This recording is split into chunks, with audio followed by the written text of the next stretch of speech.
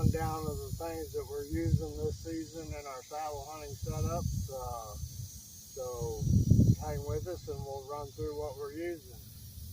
Junior, you want to? Yeah, you have to kind of forgive us here because we're not really technical people, or I ain't anyway. Jason, I think more so than me, but we just kind of gotta. We don't have a set criteria, I guess, on what we use. I mean, we like to take a lot of the stuff that we've got, modify and change a little bit. Not that that's good or bad. If you want to do it, that's totally up to you. But it's just kind of what we like to do and how we kind of change things up. Uh, I guess with that, we'll just kind of get started on what we got going on here. Yeah. I know both of us are running API sticks that we bought from Bass Pro. We have altered them. We've done beast mods and paint mods to them. I have my tethered platform and my sticks all together in one deal so that I can carry them with this paracord sling that I made. I can put it over my shoulder like this, or I can throw it around and turn it into more of a backpack type deal and carry it through the woods.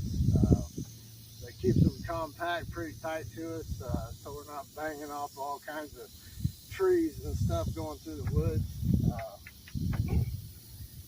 But outside of that, we do say that if you guys modify or change something, that just do so with the mindset that you are taking your life into your own hands because you're taking it outside of the manufacturer's specifications.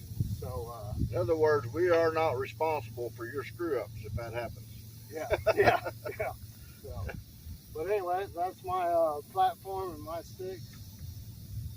I've got the same sticks, basically, as what Jason's got, with the exception that I've took and put XOP standoffs on them.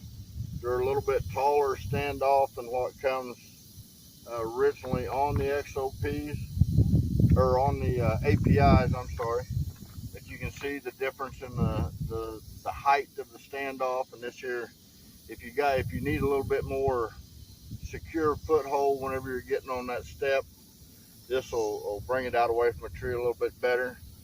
Also, I've taken and put stealth strip around where my sticks contact together with my steps to kind of help quieten that down. I've also done that on my Versa buttons.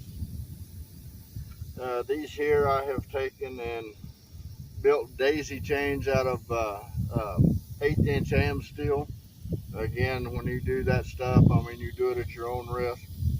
The tensile strength on this stuff is, on the 1/8 inch, is what, I think it's around 1,800 pounds. I may be wrong on that. Also, these little straps here, you can buy a bucket of them at Walmart for like $4. The elastic straps with the knob on the end of them. It helps get it around a tree, and also hooks over your Versa button to keep everything taut on there. For going up the tree with my saddle using the carabiners, I've got loops that I've made with paracord and a piece of plastic tubing to help keep that loop open to where you can it's real easy to hook that carabiner in that loop to get it on up there while you're going up. I use a couple different platforms. I've got a Cruiser Mini Seeker, and I also have the paracord strap that Jason had made for me on this one, and I can also put it off on my Predator XL, which is a little bit larger platform. This will be the first year with this one. As you can see, it's got a angle on the front of the platform, so I think that's going to be a little bit better because it gives you a little bit more of a footprint when you're standing on it versus just standing on an edge.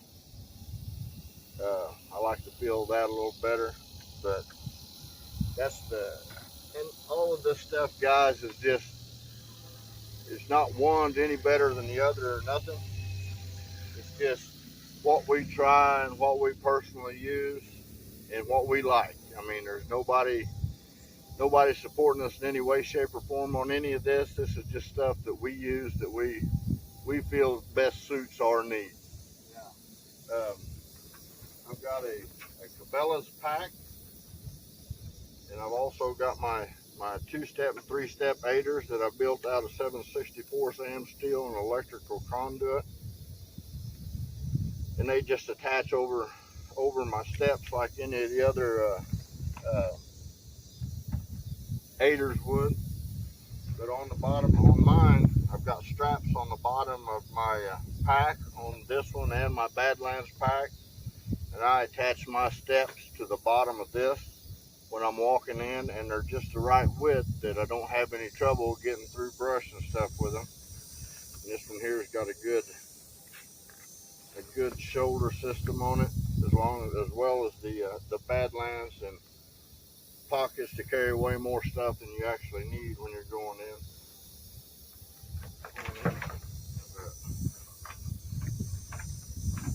Also, we're both rope climbers too, so we're not set to just climbing trees with sticks. We can climb them with ropes. Like we both have Samson Predator rope that we carry.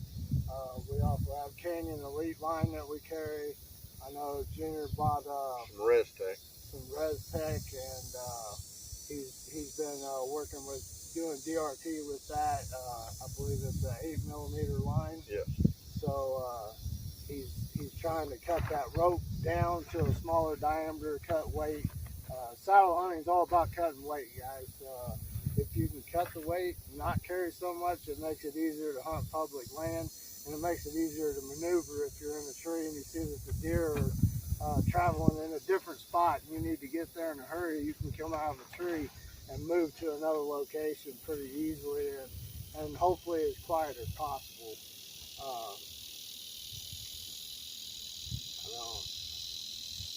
As far as gear, like I'm still running the ESS saddle. I posted a video of that, previously. The same mods that I've had on it, where I attached the two panels with paracord. I still have my secondary bridge on there because, as you guys know, I like to do a lot of the JRB climbing system stuff. That secondary bridge, it makes a difference. It gives you an extra safety on your climbing apparatus, so that if something goes wrong with the friction hitches, you still get caught on another one, so you're not just going to fall to the ground. As far as stuff that I carry in my dump pouches, in this side, on my right side, I only carry the hiss strap to hang my stuff around the tree when I get up there. I carry an extra carabiner just in case I got to throw a muncher friction hitch on or something, or one of my carabiners fail, I've got a backup. And I carry a flashlight, a small flashlight in the pouch, and then my field torque knife that I bought this year that hopefully we'll get a chance to get some field reviews to you guys on. On my left side, the only thing that is in my dump pouch is my tether, my tree tether. And then outside of my tree tether, I also have an extra length of utility cord in case something was to go wrong with one of my friction hitches, or I got stuck up in the tree because I fell off, my stand broke, the step broke, or whatever, and I need to like rescue myself. I can use this as like a foothold or a backup friction hitch. It's all about safety, guys. Just, everybody wants to go home every night, and you got loved ones that depend on you coming back. So keep that in mind. You got anything else, Junior? Basically, whenever we go in, we do a lot of our post-season scouting or whatever. I carry my throw ball in this pack. I've got 75 foot of line for putting presets up in, and I'll carry go into like Menards, or you can get it at Walmart or whatever, for this paracord, and use that for your presets.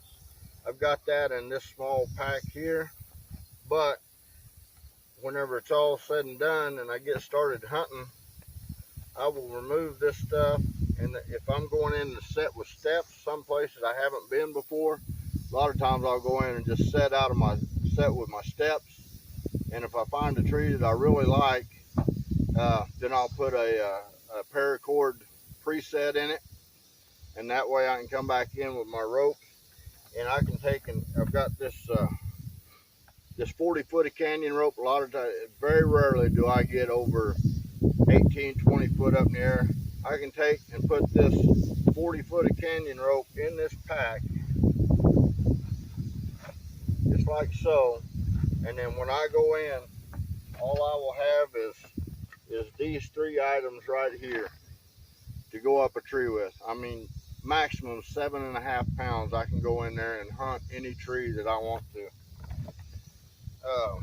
On my pack, I've got a TX5 Lone Star that I've used for the last year. I started out with an Aerostar, an Aero Hunter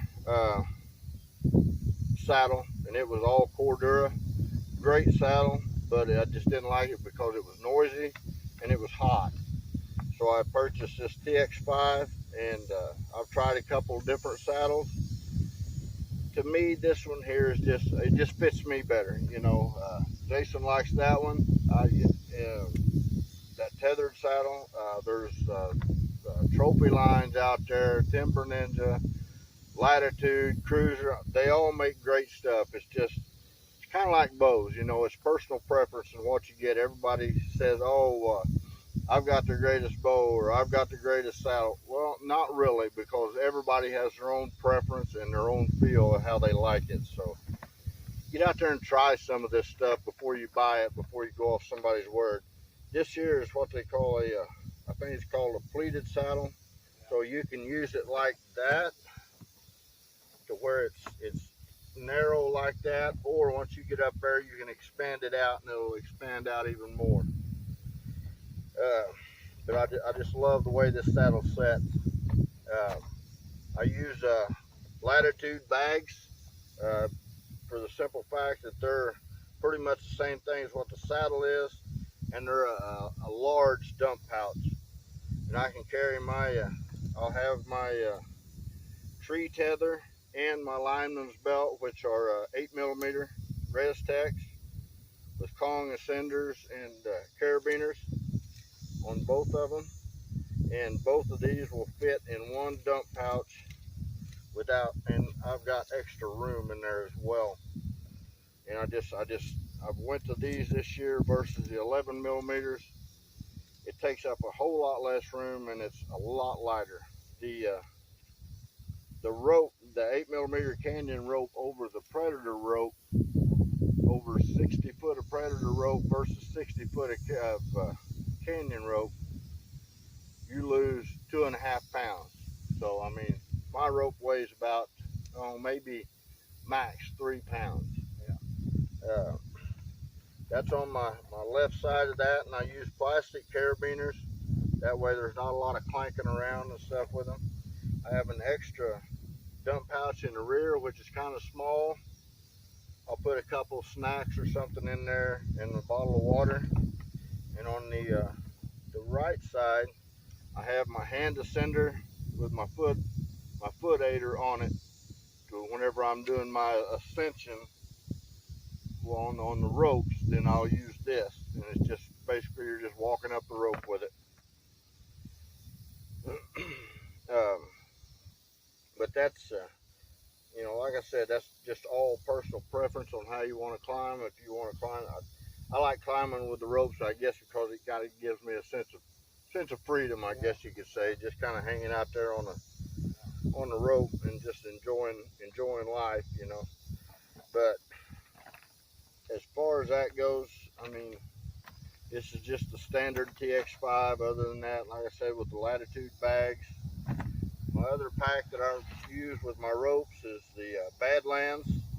And if I'm going to go in there and do an all-day set, I'll take this pack. I have my knife in here. I've got extra crucifix hitches in there. I got the flashlight there. Then I've just got some other small knick-knack things in the pouches. Some of them don't even have nothing in them because a lot of times I won't load them up. I only take what I need, and that's just it. Like you'll have some places you can put a snack or two in there and leave extra room for water, a bigger bottle of water in this, to get you throughout the day where it's not too hot. Got plenty to drink. That's another thing. You get out there in this time of year, early season, or even in late season. I mean, you got to have enough water to stay hydrated all day.